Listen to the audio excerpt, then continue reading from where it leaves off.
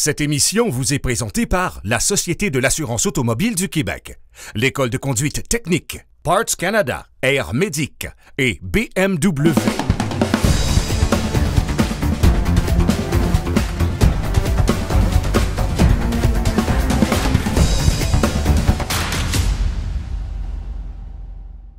Regardez-moi ça, j'ai la plus belle job du monde. Je roule à moto sur des belles routes de campagne avec une toute nouvelle moto de BMW, la F900R. C'est vraiment un beau modèle touring. Pour vrai, une belle moto remplie de puissance, super économique.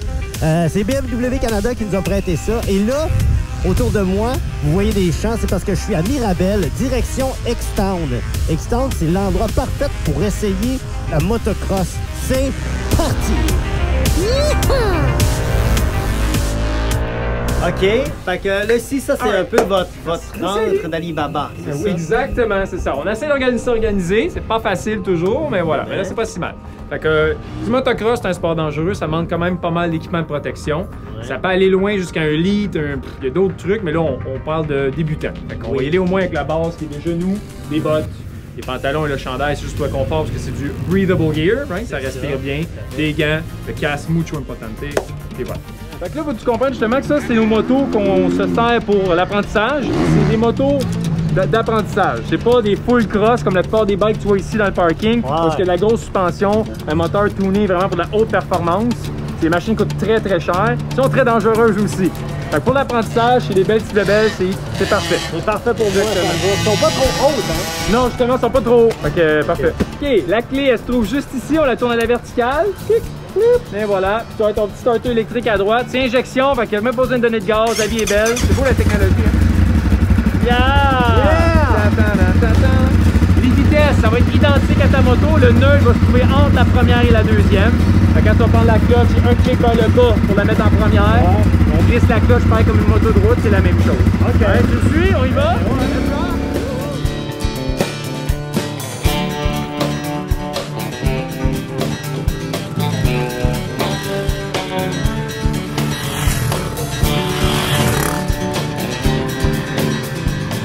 Alors Max, tu arrives au virage, tu sors la jambe, on regarde loin, on va accélérer, on passe en troisième vitesse, on approche la ligne d'arrêt, on lâche le gaz, on prend l'embrayage, on applique les deux freins, on rétrograde une vitesse, on de ralentir en masse pour la courbe.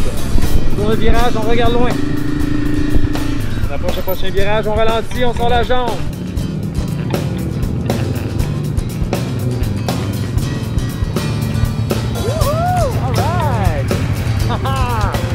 C'est bien ça! Oh, ouais, c'est un bon début là, hein? Bravo Max, franchement!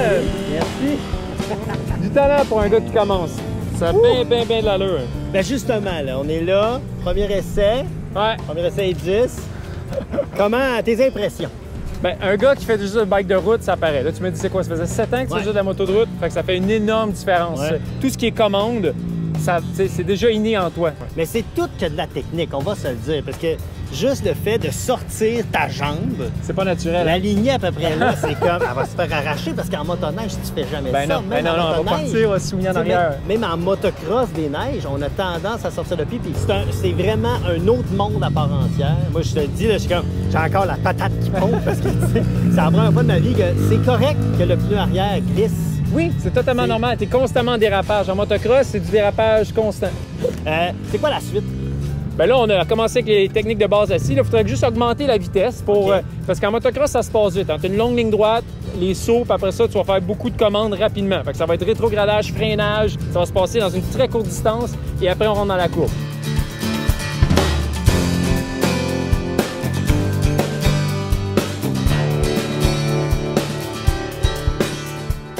Mike, X-Town, on en a parlé beaucoup. C'est une première expérience pour moi. Je capote ma vie. Cool, je suis vraiment content. J'ai la piqueuse motocross. T'es un très bon coach. Merci. Mais pour les gens qui ne savent pas, c'est où, là? Peux-tu nous donner un peu d'infos? Comment on fait pour s'inscrire aux formations, tout ça? Écoute, on est situé à Mirabel, juste sur la limite de Saint-Jérôme, sur le bord de la 15. L'autoroute est juste là. Bien souvent, les gens passent et ils nous voient. Fait qu'ils savent où qu'on est. On offre des cours à tous ceux qui veulent s'initier au motocross, qui veulent essayer ça pour une première fois. On se spécialise là-dedans. De tout âge, à partir de 7 ans, aller jusqu'à 60 ans, si tu veux faire du motocross, t'es la bienvenue. C'est vraiment notre passion de partager ça. Puis après ça, si tu tripes, t'es un mordu, t'achètes ton bike, t'achètes ton gear. On a vraiment des beaux circuits pour les gens pour venir s'amuser ici. Hey, pour vrai, un gros merci à toi et toute ton équipe aussi. Le monde est super sympathique, vous êtes tous souriants, j'ai eu beaucoup de fun. Mon petit cœur, il va très vite en ce moment. Puis là, je regarde derrière moi, Mike, le petit jump avec le petit bout de chou de 4 ans qui fait des jumps.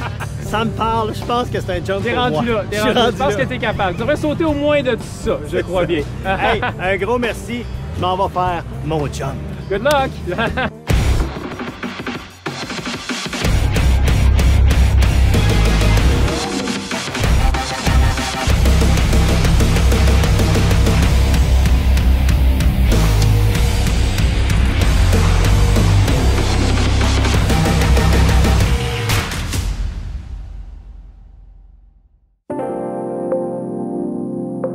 On est chez Mathias Sport, on vient d'arriver d'une ride de 3 roues, c'était super trippant, là c'est maintenant le temps de faire de la moto et comme tout sport, lorsqu'on commence un nouveau sport, il faut s'habiller adéquatement.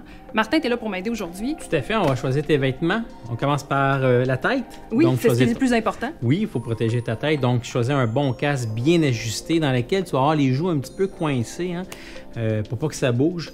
Ensuite, quand on parle de manteau, là, je veux dire, c'est l'été, il fait chaud, là, mais il y a toutes sortes de manteaux, il y a toutes sortes d'isolants aussi. Très important de toujours avoir des vêtements, même s'il fait chaud. Maintenant, il n'y a plus de raison d'être de se promener en t-shirt. Il y a des manteaux mèches, donc il y a plein de trous, il y a de la ventilation. Tu vas avoir du cuir. Encore là, on favorise du cordura. Ben, moi, personnellement, je préfère du cordura, d'avoir un manteau mèche avec des paddings, mais en français, des paddings, c'est des protections pour les coudes, les épaules, le dos, donc essentiel. Et pour les pantalons, on voit souvent des gens se promener avec des jeans. C'est pas une bonne idée, ça? Non, le jean, ça brûle et par expérience, je peux te le dire, ça déchire rapidement puis ça brûle. Mais maintenant... Tu as appris, dans le fond. J'ai appris, oui, voilà, j'ai appris à la dure. Maintenant, il y a des jeans avec un revêtement à l'intérieur en Kevlar. Donc, si tu veux avoir le look plus jeans, tu peux porter, des jeans en Kevlar de moto. Mais il y a encore là des pantalons mèches, des pantalons en Gore-Tex. Donc, c'est ventilé, c'est imperméable. Il y en a aussi qui sont vraiment doublés pour le temps d'automne, dans le fond, quand il fait un peu plus froid. Oui, puis il y a des leggings de filles maintenant qui sont extraordinaires avec une protection en Kevlar. Donc, on peut porter le legging de moto. Le legging de moto. C'est donc bien cool, ça. Ben oui. Puis il manque 2 éléments, les mains, les gants, de toujours bien protéger nos mains parce que le premier réflexe qu'on a lorsqu'on tombe, c'est de mettre les mains devant. C'est ça.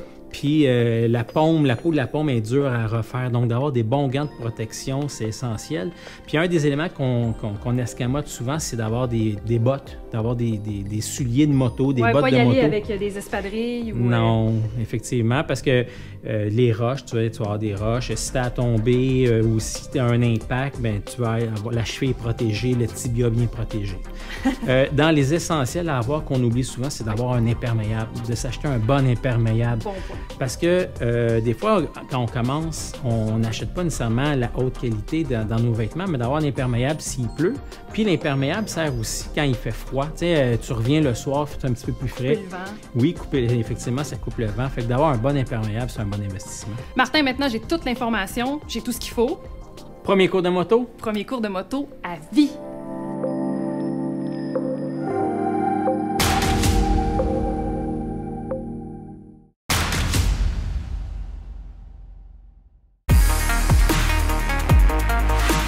Pascal, derrière nous, on a un Suzuki V-Strom 1050DL prêté par Suzuki. Tu l'as essayé, je veux savoir c'est quoi tes impressions? Cette machine-là, tu le sais, on la connaît, tu viens de le dire, ça fait tellement longtemps qu'elle existe que les gens, je pense que quand on parle de V-Strom, c'est aussi connu, je pense, que la GS de BMW. De ce côté-là, elle a fait ses marques. C'est comme la même machine qu'ils ont améliorée. Fait qu'on a le même châssis.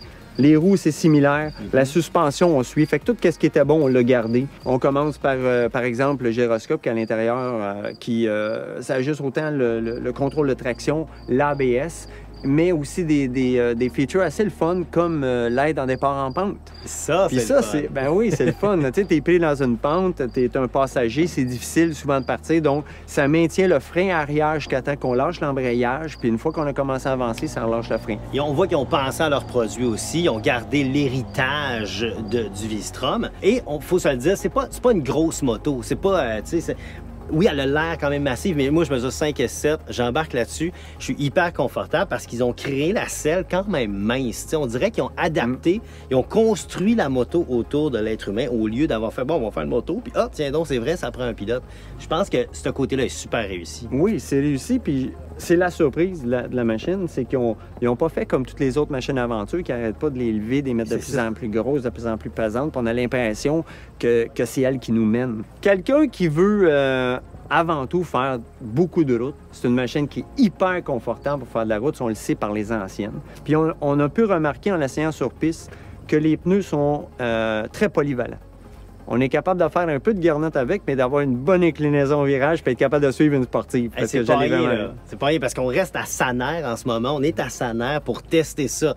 C'est pas fait pour ça, mais ça réussit notre test oui, haut la main. Là. Ça a réussi le test, puis l'avantage d'essayer sur une piste, c'est qu'on voit tout dans le châssis. Puis ça m'a aussi ramené dans le sens que le châssis était très réussi d'avance sur cette machine-là. C'était pas, ça n'a jamais été un problème. Fait que donc, on a une bonne base qu'on a améliorée. Suzuki a fait la job. Est-ce que c'est Pascal Approve? Oui! Hey! Ouais, mon Dieu, sur une track, Pascal, t'as été impressionné. Ouais. Merci, Pascal.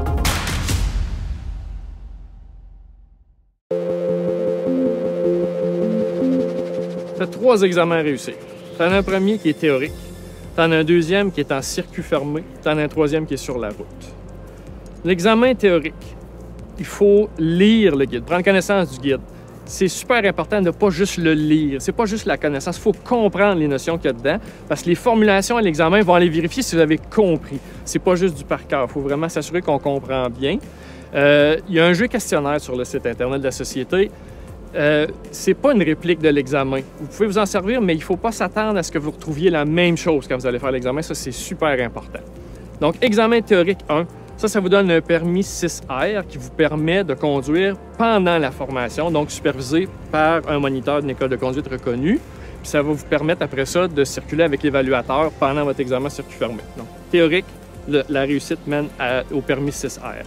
Ensuite, vous allez faire un examen pratique en circuit fermé. L'examen pratique en circuit fermé, essentiellement, c'est pour s'assurer que vous maîtrisez toutes les techniques, les manœuvres de conduite avant de vous laisser aller seul sur la route. Parce que quand on est dans le cours, on va sur la route, mais on est supervisé par quelqu'un. Donc, on fait l'examen théorique. La société s'assure que vous avez bel et bien toutes les techniques, les manœuvres, vous conservez la maîtrise de la moto tout le long. Ça va vous donner un permis 6A apprenti qui va vous permettre d'aller sur le réseau routier. Pendant 11 mois après ça, vous allez prendre l'expérience, vous allez vous exposer à toutes sortes de configurations routières, à toutes sortes de situations de conduite. C'est important de conduire pour voir est-ce qu'on est à l'aise dans toutes les situations, est-ce qu'on on se sent bien, là, il n'y a pas de problème jamais. Et aussi, on peut demander la supervision ou l'accompagnement de quelqu'un qui a une bonne expérience de conduite. Ça peut aider beaucoup quand on a des questions, quand on n'est pas sûr. Au bout des 11 mois, on se représente à la société et là, on va passer l'examen, le dernier, qui est l'examen sur route, l'examen final. Essentiellement, on vous demande de conduire, donc c'est important. Assurez-vous d'avoir lu votre guide de la route, toute la signalisation, surtout celle qui est particulière aux motocyclistes. Il peut en avoir pendant certains examens. Donc, on s'assure qu'on connaît bien la réglementation, la signalisation, et puis on conserve toujours la maîtrise de notre moto. Et on démontre, dans le fond, à l'évaluateur qu'on est capable de circuler de façon sécuritaire sur le réseau routier au Québec.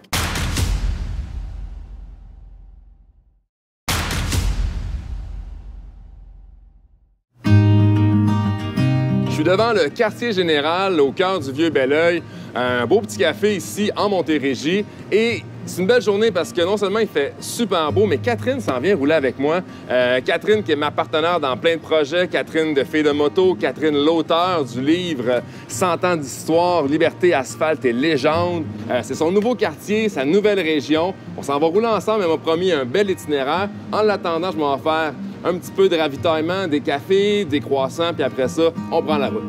Salut! Oui, ça va bien? Ça va toi? Yes, merci. Deux allongés avec un petit peu de lait chaud. Ça va être pour commencer. Puis là, moi, je me prépare un petit pique-nique avec Oh, salut! On t'arrive. Moi, ça va, toi? Oui! C'est une belle petite place, c'est quand même. Oui, franchement, là, vraiment très beau. Mais comment t'aimes ça, ton parce que c'est quand même différent de Montréal? Eh ben moi, je connaissais pas du tout la région de la Montérégie, mais en fait, vraiment pas beaucoup, là. Fait que c'est une nouvelle région que j'explore, puis ça, j'adore ça, là. Ouais. Tu sais, j'avais toujours tendance à aller rouler plus rive nord, là, tu sais, Laurentides, Outaouais, parce que moi, je viens de l'Outaouais. Fait que c'est le fun de découvrir quelque chose de complètement nouveau. Puis là, j'ai découvert que, en fait, tu sais, je me questionnais un peu sur le Mont-Saint-Hilaire, puis le Mont-Saint-Grégoire. Ah oui, parce qu'il y en a plein autour, là. Exactement. Puis là, je me suis rendu compte que ça, c'est 10 montagnes qui partent de Oka, en fait, jusqu'au massif du mont Mégantic. Fait que c'est 10 collines comme ça. Chaîne de montagnes. Oui, exactement. Okay, ouais. Puis la Montérégie, là, en a 5. Pour moi, j'ai comme l'impression que je suis au Nevada. Donc, c'est ça. Il y a comme un petit... Ça a son charme. Fait que j'aimerais ça t'amener là pour qu'on fasse le tour. OK, ben écoute, moi, j'ai payé le lunch, fait que tu peux au moins le transporter. Oui. Ouais. On pack ça, puis t'es ma guide. Ouais, je vais être ta guide. Ben, ça va faire changement, hein? Ben, franchement. Ben là... J'ai toujours été ton phare un peu dans la Ah oui, nuit. mon phare dans la nuit. J'imagine qu'avec ta nouvelle moto, là, ça te permet d'explorer autre chose que juste l'asphalte, la vue pavée. Là. Tu peux sortir un peu des sentiers. Ah, ben oui, tout à fait. Ben là, la moto, elle me permet ça aussi, là. J'ai la moto pour explorer, puis pour aller justement faire autre chose que du bitume. Je t'amène par une petite route de sentier que j'ai découvert. C'est une petite route secrète. Il y a beaucoup de champs ici, donc des belles lignes droites comme ça. Mais il y a aussi des beaux petits bijoux comme ça, des petits... Quand tu t'explores, tu peux tourner à droite, à gauche, comme tu veux. Puis avec ça, ben quand je vois un chemin de gravel, plutôt que faire « Ah non! » tu sais, je suis comme « Yeah! Une route de gravel, c'est cool! » Fait que ça fait vraiment changement du Harley, je vais t'avouer.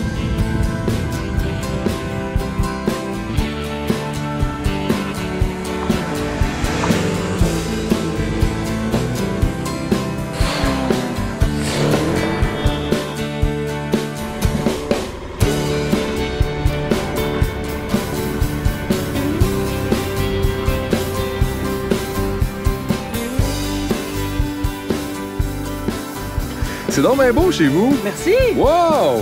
Ouais, je suis bien satisfaite. En tout cas, je regrette pas mon déménagement, là, mais vraiment pas. Non, c'est ça, parce que t'as quitté la ville, t'as tourné le dos à Montréal, puis tu t'es envenu ici. Quand même, c'est... Puis on n'est pas loin de Montréal. Là. Non, en fait, on est à côté de Montréal, mais c'est juste que pour la moto, écoute, je suis tout de suite sur des belles routes. Justement, ça, c'est quelque chose qui est nouveau pour toi, parce que là, t'as passé du Harley Sportster, monté un peu bobber à ça, là. Tu sais, quand même, t'es pas dans la même catégorie du tout, là. Non, puis j'ai encore beaucoup de croûtes à manger dans la moto-aventure, tu sais. Moi, j'ai commencé avec le Nightster que j'avais, puis j'ai eu ça comme moto pendant toute fille de moto, partout. Puis c'est justement en essayant plusieurs formes de moto qu'à un moment donné, j'ai essayé une moto-aventure, puis j'ai capoté parce que je me suis dit, wow, OK, c'est comme si je m'offrais plus de possibilités maintenant. Puis plus de freins aussi, puis plus d'autonomie, puis plus de tout, parce que c'est ça, parce qu'il me manquait beaucoup de choses. Hein? Maintenant, je sais combien d'essence que j'ai, je vois dans mes miroirs. Tu vois à quelle vitesse tu vas aussi, ce que t'avais pas sur l'autre, hein? C'était pas mal, tu te gageais avec... Ouais, fait que c'était un gros step, tu sais. On vient d'en écrire une pas pire, nous autres, là. Ouais. C'est un livre qui s'appelle Liberté, asphalte et légende. Je pense qu'il porte bien son nom. Ça a été quoi l'élément dans la rédaction de ce livre-là sur l'histoire de la moto au Québec qui t'a le plus surpris? Moi, en fait, je pense que c'est l'histoire de façon générale. Je pensais pas que la moto faisait autant partie de notre histoire. Si, par exemple, on regarde avec les policiers motards, les premiers policiers de la circulation étaient en moto. Ouais. Ce que je savais pas. Et à Montréal, ils ont patrouillé en moto jusqu'à la fin des années 70. L'hiver aussi. L'hiver, été comme l'hiver. C'est incroyable. Puis ça, moi, je le savais pas du tout parce que je suis née dans les années 80. Donc, c'est un peu une histoire que je connaissais pas du tout. Ça m'a aussi ramené dans les histoires comme les parcs, les trolley parks, comme le parc Dominion, par exemple. On avait une cuve de la mort et c'était une femme qui s'illustrait dans la cuve de la mort. On le sait pas, ça. Et c'est en faisant... Tu sais, il n'y avait pas de livre encore qui avait été écrit dans ce sens-là. C'est sûr que ça va faire de l'excellent contenu pour de futurs motocyclistes. Ça a été un plaisir d'écrire ce livre-là avec toi, Catherine. Puis ça a été un plaisir de rouler avec toi aujourd'hui. Merci de m'avoir fait découvrir ça. Puis je te cacherai pas qu'en arrivant à la maison, je vais peut-être commencer à magasiner les maisons. Oh yes! Je vais peut-être commencer à faire mon chemin en dehors de l'île. Je suis rendu là. Tu vas avoir un garage. Puis là, On est dans le royaume de la pomme. Oh, wow! Quand même, hein?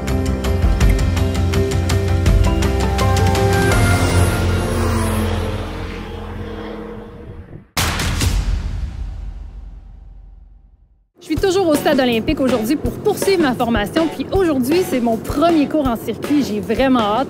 Mais avant de faire ça, je me suis bien habillée. Et puis, j'ai aussi passé mon examen à la SAC, mon examen théorique.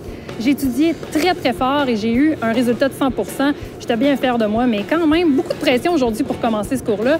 Martin, aujourd'hui, qu'est-ce qu'on va voir? Bonjour! Ça va bien? Oui, ça va bien. Bien, aujourd'hui, on va voir toutes les manœuvres de base en moto, donc embarquer, débarquer la moto, tout ce qui est levier d'embrayage, la maîtrise de la zone de friction. Bien, justement, la zone de friction, ça reste un concept qui est quand même assez flou. Est-ce que tu peux m'expliquer ce que c'est? Bien, c'est lorsque les deux, en fait, la transmission se rapproche.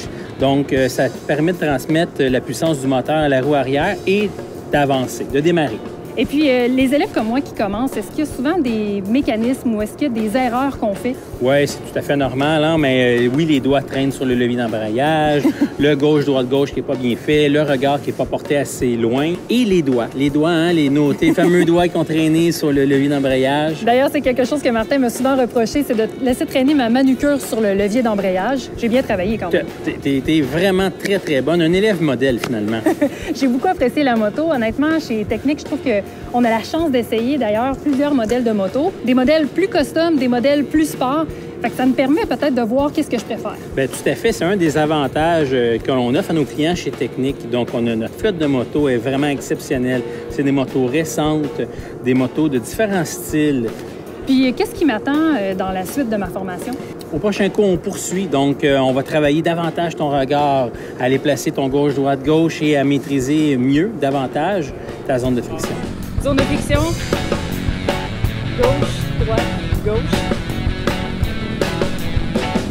On y va. Écoute, moi, j'aime vraiment déjà ça, faire de la moto. Je peux plus attendre pour faire mon deuxième cours. Donc, on poursuit mon apprentissage dans la prochaine émission.